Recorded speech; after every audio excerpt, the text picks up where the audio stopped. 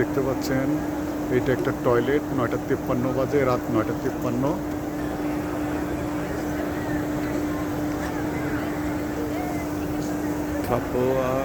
সাফা ও মারওয়ার পাহাড় এইখানে প্রদক্ষিণ করতে হয়। তো এটা মারওয়া প্রান্তর। এই প্রান্তর থেকে আমি এই টয়লেট কাছে এখন চলে আসছি। টয়লেটটার সম্বন্ধে আপনাদের বিষয় জানাবো, একটু অপেক্ষা করে। ক্লক টাওয়ার দেখতে পাচ্ছি মসজিদে হারামের পাশে।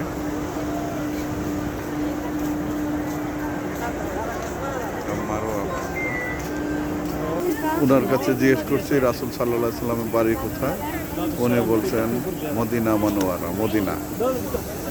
তো আপনাদের যে টয়লেটের কথা বলেছিলাম, এখন আমি সেই সমস্ত কথাটা বলবো। এটা হলো আবু জেহেলের বাড়ি।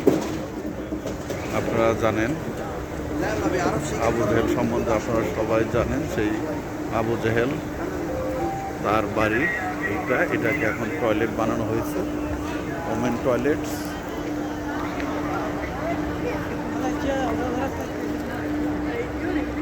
Women toilets. টয়লেটের মানুষ এখানে যাচ্ছে টয়লেট করতে, অনেক উৎসাহ নিয়ে ভিতরে মানুষজন যাচ্ছে। হেরেম শরীফের পাশেই, হারাম শরীফের পাশেই, মসজিদুল হারামের পাশেই আবু জেহেলের বাড়িতে টয়লেট বানানো হয়েছে। এই যে জেন্টস টয়লেট, এখানে পুরো কার্য চলছে। আমরা পালন শেষে এখন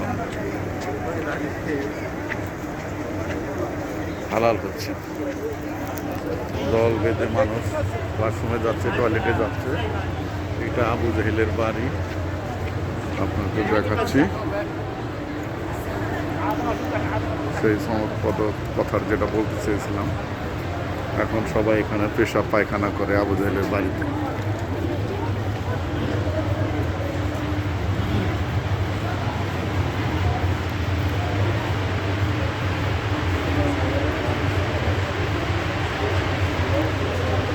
এটা সাইরিয়া, এটা হলো আল নবী গেট। গেট লেখা আছে, আল নবী গেট।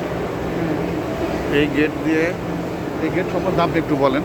আপনার এই গেট সম্বন্ধে আমাদের একজন আচ্ছা বলেন আপনি বলেন। আচ্ছা, এই গেটটা হলো ইতিহাসে আমরা যতটুকু পড়েছি সেই হিসেবে রাসূল কারীম সাল্লাল্লাহু আলাইহি ওয়াসাল্লামের বাড়ি ছিল এদিকে, এবং রাসূলুল্লাহ সাল্লাল্লাহু আলাইহি ওয়াসাল্লাম বাড়ি থেকে এসে এই গেট দিয়ে কাবাতে প্রবেশ করতেন। এখানে লেখাও আছে বাওয়াবাতুন নবী আন নবী গেট সাল্লাল্লাহু আলাইহি ওয়াসাল্লাম। অনেক গুরুত্বপূর্ণ গেট এটা, আমরা এটা লক্ষ্য রাখতে পারি। আর ওই গেটটা সম্বন্ধে বলেন, আরেকটা গেট। এরপরে একটা গেট আছে বাবুস সালাম। এটা মসজিদ আরামের অত্যন্ত প্রাচীন এবং প্রসিদ্ধ একটা গেট, যেটার উপর মসজিদ আরামের মাকতাবাতে বড় একটা থিসিস লেখা হয়েছে। ওই মসজিদে বাবুস সালাম এই গেটটা একেবারে যুগ যুগ ধরে হাজিরা ওখান দিয়ে প্রবেশ করতো। রাসূলুল্লাহ সাল্লাল্লাহু আলাইহি ওয়াসাল্লামের জামানা থেকে এই গেটটা ছিল। এখন বিভিন্ন নতুন গেট হয়েছে, সেগুলো সবগুলোই নতুন, কিন্তু এই বাবুস সালাম গেট হলো মসজিদ আরামের সবচেয়ে প্রাচীন গেট। আচ্ছা, আর এই গেটটা শুধুমাত্র নবীজি ইউজ করতেন? নবীজি সাল্লাল্লাহু আলাইহি ওয়াসাল্লামের চলাফেরার গেট ছিল এই গেট, নবীজি সাল্লাল্লাহু। ধন্যবাদ আপনাকে। হ্যাঁ, ধন্যবাদ।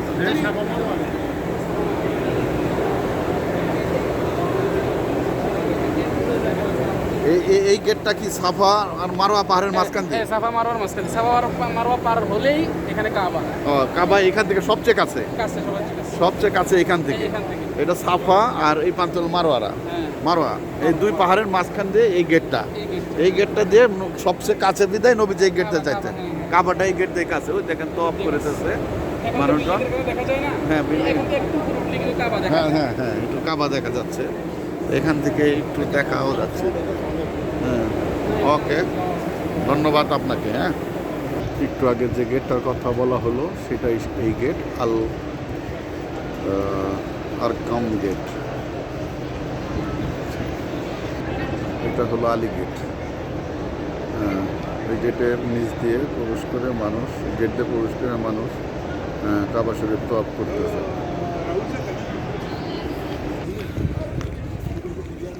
এটা লস্ট অ্যান্ড ফাউন্ড।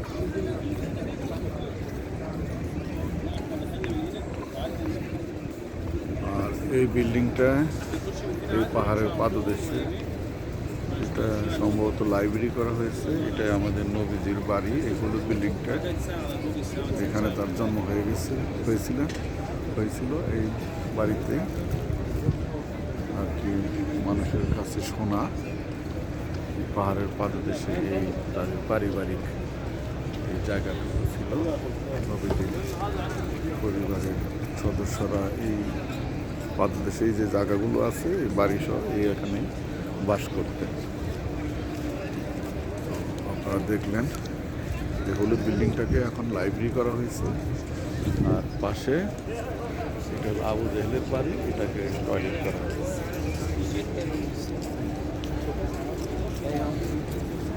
এই হলো আজকের মতো।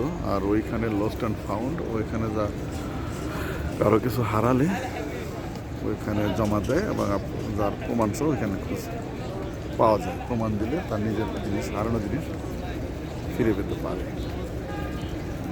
আজকের মতো এখানে বিদায় নিচ্ছি। আল্লাহ হাফিজ। আসসালামু আলাইকুম রহমতুল্লাহ বারকাতুহু।